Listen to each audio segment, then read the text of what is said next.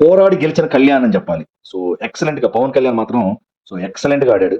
ఆ గేమ్, ఆ task, time span చాలా తక్కువ టైంలో టాస్క్ ని కంప్లీట్ చేశాడని చెప్పాలి.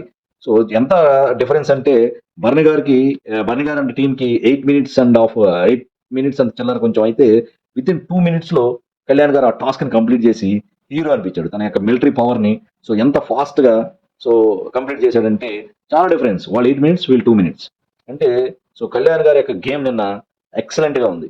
చాలా శ్రీజ గారి కోసం చాలా కష్టపడ్డాడు. మనకు తెలుసు శ్రీజ గారికి అండ్ కళ్యాణ్ గారికి మధ్యలో ఉన్న బాండింగ్. సో రాగానే చాలా హ్యాపీ అయ్యాడు. సో మొత్తానికి గేమ్ మాత్రం ఎక్సలెంట్ గా ఆడాడు. సో ఓవరాల్ గా లాస్ట్ లో టాస్క్ లో మాత్రం కొంచెం కన్ఫ్యూజ్ అయ్యి ఆడలేకపోయాడు. కానీ ఓవరాల్ గా అంతా పెట్టేశాడు, కానీ ఎక్కడో కొంచెం కన్ఫ్యూజన్ వచ్చింది.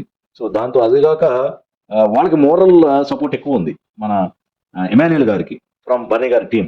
సో ఇక్కడ మన పవన్ గారేమో ఆ, రీతు గారితో కూర్చొని సోఫాలో సో నేనైతే బాగా ఆడేదాన్ని ఫస్ట్ అడిగాడు పాపం. సో నేను చేస్తానని అడిగేవాడు. సో ఎందుకనో అంతకుముందు టాస్క్ లో వెరీ ఫస్ట్ టాస్క్ పవన్ గారు బాగానే ఆడారు. సో ఆ టాస్క్ లో ఆ టాస్క్ రద్దయింది.